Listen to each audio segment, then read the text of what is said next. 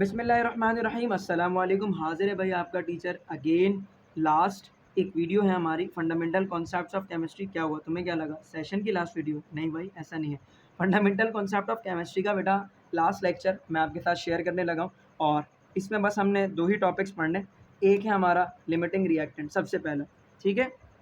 और limiting reactant के साथ फ्री फंड में इसी के साथ एक टॉपिक मैं एक्स्ट्रा भी पढ़ा दूंगा, तो वो भी पढ़ लेना भाई, काम आ जाएगा, ठीक है। लेकिन इसकी कैलकुलेशन अगेन मैं प्रैक्टिस एमसीक्यू सेशन के अंदर आपको करवाऊंगा, और जो उसकी वीडियो लिंक होगी वो भी जाहिर सी बात है जो पेड ग्रुप्स में बच्चे हैं उनको दे दी जाएगी, वरना अदरवाइज 0347080455 ये मेरा व्हाट्सएप नंबर है, इधर भी रब्ता करके डायरेक्टली मांग सकते हो। कोई सवाल कोई गाइडेंस चाहिए हो तो भी इधर पूछ सकते हो, लेकिन यार कोशिश किया करो कि वॉइस नोट भेज दो। लिखना मेरे लिए आसान नहीं, मेरी मोबाइल की स्क्रीन थोड़ी सी ब्रेक हो चुकी है इसलिए, ठीक है। खैर, तो लिमिटिंग रिएक्टेंट क्या है बेटा? लिमिटिंग रिएक्टेंट हम कहते हैं सब्सटेंस दैट गिव्स या फिर प्रोड्यूस, सब्सटेंस दैट गिव या फिर produce least number of moles of product. जब आप स्टीशियोमेट्रिक कैलकुलेशन करते हो ना, और दो रिएक्टेंट का मास जब आपको सवाल में दिया जाता है, ठीक है, तो आपको क्या करना होता है, प्रोडक्ट किससे कितना बनेगा ये फाइंड आउट करते हो इंटर की क्लास में। एक से ज़्यादा बनता है, एक से कम, तो जिससे कम बनता है उसको बोलते हो आप लिमिटिंग रिएक्टेंट। अब इसकी इतनी बड़ी कैलकुलेशन करते हो, बहुत आसान सी ट्रिक बता दूँ। जैसे फॉर एग्जाम्पल आपके पास अभी था ना, 2 moles of A is reacting with 1 moles of B and it produce the A2B।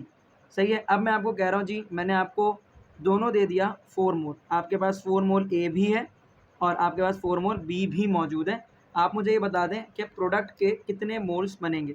सही है। अब जी मेरा वाला फॉर्मूला अगर अप्लाई करोगे तो गिवन मोल ऑफ ए से और A to B का रिलेशन बनाओ, तो ए के कितने मोल्स गिवन है जी? 4 मोल, और ए का स्टीशियोमेट्रिक कोफिशिएंट क्या है? 2, और number of moles of A to B find out करना है, और उसका स्टीशियोमेट्रिक कोफिशिएंट है 1, तो 2 2 ज़ा 4 हो जाएगा, 1 2 ज़ा 2 हो जाएगा। तो ए के मुताबिक आंसर जो आना चाहिए A to B का, वो आना चाहिए कितने मोल भाई? वो आना चाहिए 2 मोल।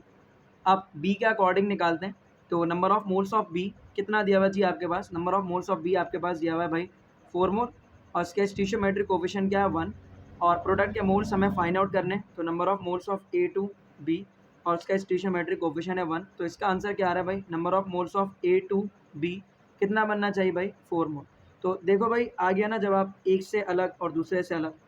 ए के डाटा के लिहाज से जवाब बनना चाहिए 2 मोल प्रोडक्ट बनना चाहिए, और बी के लिहाज से बनना चाहिए 4 मोल। तो वो रिएक्टेंट जिससे कैलकुलेशन के दौरान प्रोडक्ट के ज़्यादा मोल कैलकुलेट होते हैं, वो रिएक्टेंट याद रखना बेटा, हमेशा वैसी फ्री फंड में एक्सिस में होता है, तो इसीलिए हम उसको कहते हैं कि वो क्या है भाई? वो है एक्सिस रिएक्टेंट।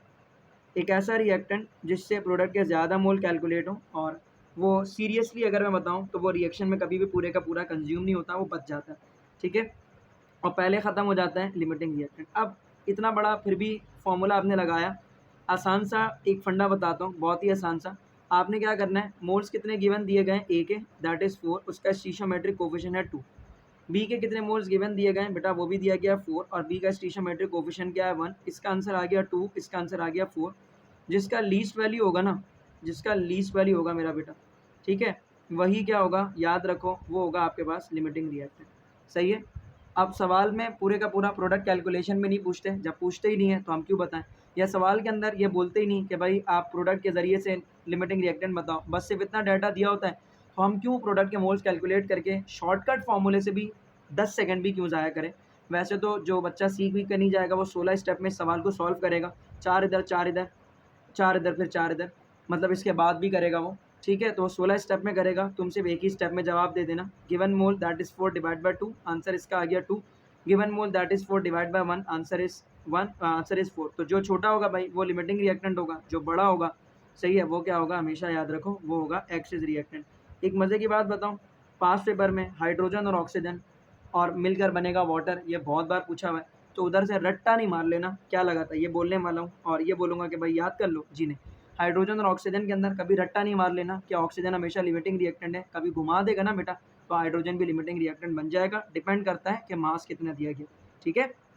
तो रटना नहीं भाई, ये लिमिटिंग रिएक्टेंट निकालने का बहुत शॉर्टकट, बड़ा ही छोटा सा तरीका मैंने बता दिया है, सही है। इसकी प्रैक्टिस जो है शीट इंशाल्लाह प्रैक्टिस एमसीक्यू वो भी तुम लोगों के साथ शेयर कर दूंगा। लिमिटिंग रिएक्टेंट के बाद अब हम लास्ट टॉपिक की तरफ जा रहे हैं, और एक्सिस रिएक्टेंट तो मैंने साथ साथ बता ही दिया है। और वो जो टॉपिक है बेटा बहुत ही छोटा सा टॉपिक है, बहुत ही छोटा सा, और वो है मेरे पास परसेंटेज यील्ड। सही है। अभी जितने भी इस बोर्ड के बच्चे हैं, मतलब जो इस साल एमडी का डीगेट का पेपर दे रहे हैं, उनको तो परसेंटेज यील्ड फर्स्ट ईयर में नहीं पढ़ाई गई। अगले साल जो बच्चा आएगा उसने भी नहीं पढ़ा होगा, बल्कि नहीं, अब जो आएगा उसने पढ़ा होगा, और अब जितने बच्चे आते जाएंगे सब ने अपने सिलेबस में फर्स्ट ईयर में पढ़ लिया। ठीक है। तो परसेंटेज यील्ड क्या होती है? तो परसेंटेज यील्ड बेटा हम कहते हैं कि रेशियो जब हम ले लें, किसका रेशियो जब हम ले लें, experimental yield divide by theoretically. सही है। Multiply by 100। सही है। आप जब रेशियो लो एक्सपेरिमेंटल यील्ड को थ्योरेटिकल यील्ड के साथ और उसको मल्टीप्लाई कर दो 100 से, तो ये जो रेशियो का मल्टीप्लाई बाय 100 का जो आंसर आएगा ये बराबर होता है बेटा परसेंटेज यील्ड के। सही है। वाई होगा यहाँ पर, मैंने ई लिख दिया। तो परसेंटेज यील्ड बेसिकली क्या होता है, हमें ये बताता है कि कितने परसेंट रिएक्टेंट एक्चुअल में, असल में प्रोडक्ट में तब्दील हो रहा है, कितने परसेंट रिएक्टेंट। सही है। मतलब कभी भी 100% रिएक्टेंट एक्सपेरिमेंटली प्रोडक्ट में चेंज नहीं हो पाता। सही है। अच्छा, एक्सपेरिमेंटल यील्ड क्या होती है भाई? एक्सपेरिमेंटल यील्ड किसे कहा जाता है?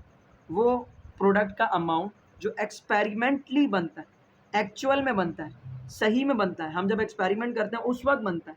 सही है। तो उस अमाउंट ऑफ प्रोडक्ट को जो कि असल में बन रहा है, सही है, वो कहलाता है एक्सपेरिमेंटल यील्ड। और थ्योरेटिकल यील्ड किसे कहते हैं? थ्योरेटिकली तौर पर आपके पास, जैसे कि अभी हमने कहा ना कि प्रोडक्ट का मोल कितना बनेगा, वो बनेगा भैया, हमने कैलकुलेट किया कि 2 मोल्स बनेगा। ठीक है। अच्छा, लिमिटिंग रिएक्टेंट से जो जवाब आता है ना, प्रोडक्ट का इतना मास बनेगा या इतने मोल बनेगा, वही सही होता है। और जो अपना एक्सिस रिएक्टेंट से जो जवाब आता है वो जवाब गलत होता है। ठीक है। तो इधर से क्या जवाब आया भाई? 2 मोल बनेगा। तो ये थ्योरेटिकल आपने निकाला है ना, ये थ्योरेटिकली आपने निकाला था कि थ्योरेटिकली इतना मोल बनेगा प्रोडक्ट का, एक्सपेरिमेंटली उतना नहीं बनेगा। सही है। एक्सपेरिमेंटल हमेशा 1.5 वगैरह इस तरीके से। अब लेट सपोज मान लो ये रिएक्शन हो रहा है, हमें क्या लगा कि भैया प्रोडक्ट कितना बनना चाहिए? 2 मोल, लेकिन एक्सपेरिमेंटली जब हमने इस प्रोसेस को किया तो बस 1 मोल बना। तो मेरे पास एक्सपेरिमेंटली कितना बना भाई? एक्सपेरिमेंटली मेरे पास बना 1 मोल। सही है। और थ्योरेटिकली कितना बन रहा था जी? मेरे पास बन रहा था 2 मोल। तो एक्सपेरिमेंटली दैट इज़ 1 मोल, और थ्योरेटिकली कितना बना भाई? 2 मोल। मतलब थ्योरेटिकल कैलकुलेट किया प्रोडक्ट का कितना मोल बनेगा? 2 मोल। एक्सपेरिमेंटली चेक किया तो एक्सपेरिमेंटली कितना बना जी? 1 मोल। तो experimental yield 1 mole, theoretical yield 2 mole, multiply by 100, इसका आंसर आ जाएगा 50%। सही है। तो परसेंटेज यील्ड का क्या आंसर आया? 50%। ये 50% मुझे ये बता रहा है, सही है, आपको भी यही बता रहा है कि सिर्फ 50% रिएक्टेंट जो है ना बेटा प्रोडक्ट में चेंज होगा, बाकी 50% रिएक्टेंट प्रोडक्ट में चेंज नहीं होगा। इसके अलावा एक्सपेरिमेंटल यील्ड हमें ये बताता है कि एक्सपेरिमेंटली कितने जो है क्वांटिटी ऑफ मैटर फॉर्म होगा। थ्योरेटिकल यील्ड हमें ये बताता है कि थ्योरेटिकली या फिर जो स्टीशियोमेट्रिक रिलेशनशिप है जो आप अप्लाई करते हैं, mass mass mass to volume, volume to volume relationship, तो उसमें जितना अमाउंट ऑफ प्रोडक्ट बनता है, सही है, वो कहलाता है थ्योरेटिकली। ठीक है। तो यहाँ पर आकर के फंडामेंटल्स का जो चैप्टर है वो कवर हो गया। वीडियो को बंद करने से पहले सुन लो भाई, न्यू हो तो काइंडली चैनल को सब्सक्राइब कर लो, बेल आइकन को प्रेस कर लो भाई, तुम्हारा फ़ायदा, मेरा कोई फ़ायदा नहीं है। इतना सोफिस्टिकेटेड, इतना पोलाइट टीचर नहीं मिलेगा भाई कोई भी, बड़ा ही प्यार से पढ़ा रहा हूँ। सही है। तो वीडियो को एक लाइक ज़रूर कर दोगे भाई। इंशाल्लाह फिर मिलेंगे नेक्स्ट वीडियो में, नेक्स्ट लेक्चर में। लेकिन जाने से पहले पहले ये बोलूँगा कि लाजमी तौर पर जब अपलोड करूँगा प्रैक्टिस एमसीक्यूज़ तो उसको सुन लेना। ऑर्गेनिक केमिस्ट्री के प्रैक्टिस एमसीक्यूज़ पूरे के पूरे अपलोड कर दिए। सही है। जा करके सिन बोर्ड का स्पेशली बच्चा लाजमी तौर पर उनको देख लो, और ई कैट के पेपर से पहले ज़रूर देख लेना, क्योंकि उधर से ई कैट का सिलेबस अच्छा खासा आ जाएगा। तो दुआ करता हूँ कि देख लोगे, प्रैक्टिस अच्छी कर लोगे, तैयारी अच्छी कर लेना भाई। मेरा एडमिशन हो गया था 2018 में, अल्हम्दुलिल्लाह बस कुछ ही महीनों में आप लोगों की दुआओं से ग्रेजुएट हो जाएंगे, डॉक्टर पूरे कंप्लीट बन जाएंगे। ठीक है। तो अब तुम लोगों की बारी है भाई, मेरी बारी नहीं है। अपने अंदर थोड़ा सा स्पार्क पैदा करो, पोटेंशियल पैदा करो। ज़्यादा टाइम नहीं रह गया, 25-27 दिन रह गए, और इंजीनियरिंग के स्टूडेंट्स के पास 16-15 दिन तकरीबन रह गए। तो अब मज़ीद टाइम नहीं ज़ाया करो भाई, कुछ कर जाओ, आखिर के दिन है, कुछ पढ़ लिख लो। ज़्यादा परसेंटेज है तो वो ज़ाया भी हो सकती है, खुदा ना खास्ता, अगर तैयारी नहीं करोगे तो। ठीक है। तो अच्छी तैयारी करो, अम्मा अब्बा का नाम रोशन करो, अपना जो है ना नाम और अपना एडमिशन खुद सिक्योर करो। वैसे तो पाकिस्तान के अंदर इतना पैसा वैसा नहीं है भाई, एजुकेशन अच्छी लेने के बाद भी, तो थोड़ा बहुत साइड बिजनेस भी बाद में देखना, लेकिन अच्छी पढ़ाई भी करो तो अच्छे मकाम पर इंशाल्लाह चले भी जाओगे। बहुत ज़्यादा हायर एजुकेशन के बाद इस डॉक्टरी के अंदर पैसा है, ठीक है, तो सोच समझ के जाना भाई, डॉक्टरी की फ़ील्ड के अंदर अगर कोई जाना चाहता है तो। और हमारे यहाँ इंजीनियर्स जो बन रहे हैं, बेटा आगे कॉर्पोरेट की जॉब बहुत अच्छी है, लेकिन थोड़ा-सा रगड़ा खाना पड़ेगा, तो चाहे इंजीनियर हो या आप जो है डॉक्टर बनो, बैचलर्स के बाद ये नहीं सोचना कि बहुत पैसा आ जाएगा। अगर 5 साल पहले सोच लिया ना कि बिज़नेस का दूसरा कोई साइड भी सोच लो, थोड़ा बहुत जो है ना साइड इनकम का सँभाल लेना, तो 5 साल के अंदर बहुत बड़े पैमाने पर पहुँच जाओगे। ठीक है बच्चा? तो वीडियो को लाइक करके एक कमेंट सेक्शन में ज़रूर बता देना यार कि वीडियो पढ़ ली है, या कोई बात अगर बुरी लग गई हो ना तो यार वो भी बता देना कमेंट सेक्शन में कि सर ये वाली बात बुरी लग गई। और अगर बुरी नहीं लगी हो तो एक अदद हार्ट रिएक्ट ज़रूर कर देना यार कमेंट सेक्शन में। तब तक के लिए अल्लाह हाफ़िज़।